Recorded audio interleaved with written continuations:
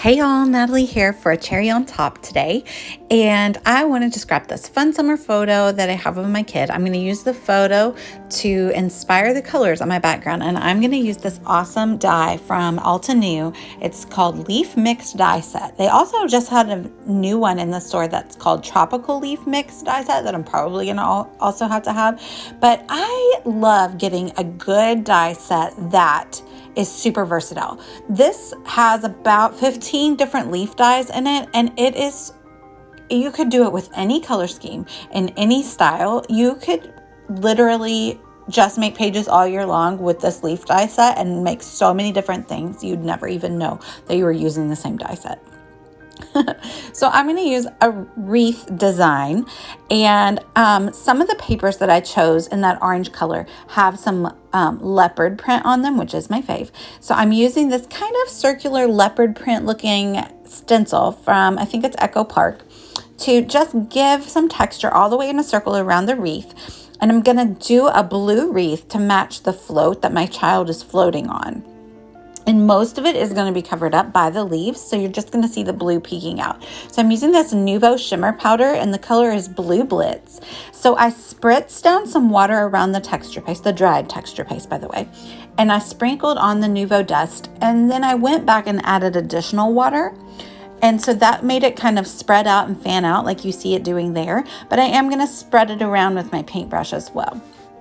And that will dilute the color a little bit as well as move it around. And I do want it like kind of going in all the crevices of the texture paste there. So that's what you see me doing. And it's gonna look like a little bit of a hot mess. But like I said, most of it is gonna be covered up by the leaf dyes and the photos. So that's okay. I just really want the texture and the pretty blue color. He's on this like flamingo float that is like peachy orange, and it has some blue on it. So that's where my color scheme is coming from. And I took this photo at the golden hour, and I just love it. You can see like droplets of water that my other child is splashing on him, and it's just such a pretty picture.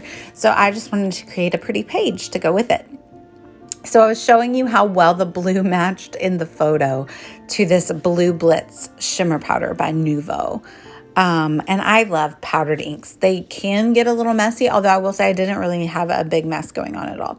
And I just added a little to my glass mat to water down and make some splatters, just to add additional depth of color around the white gesso area. So you look at that shine, and you can still see the pencil line. So please be aware that if you do a pencil line under all that, you can still see it. But again, it's all going to be covered up, so it doesn't matter to me. But if it's not going to be covered up, you definitely want to make sure to erase your pencil lines. So I'm just showing the design. I'm going to do the photo down here at the bottom right, and I'm going to build the leaves all around. At first I thought like maybe I'd do two different directions, but I do want them all kind of going in the same direction. So that's kind of the idea of it. And then I decided that I wanted to make a title. So I'm going to take this peach paper, I'm going to spritz it, and I'm going to use that leopard print embossing folder. So spritzing the paper makes it emboss really well without splitting or tearing the paper. So there it is, and it dries perfectly. But then I use that embossed paper to cut the middles of my letters from my favorite Heather dyes from Pink Fresh Studio. I did a white outline and then that embossed peach paper as the insides. And I'm going to stick my photo down with lots of tape because it is on top of gesso and paint and texture paste. And then I'm going to just use my Nuvo adhesive, and I'm only going to stick down like the bottom portions of the leaves so that I can kind of lift up the top bits so that it has a lot of really great texture. So I am going to link down below. I have an affiliate link for the store if you want to go grab these leaf dyes or the new tropical leaf dye set.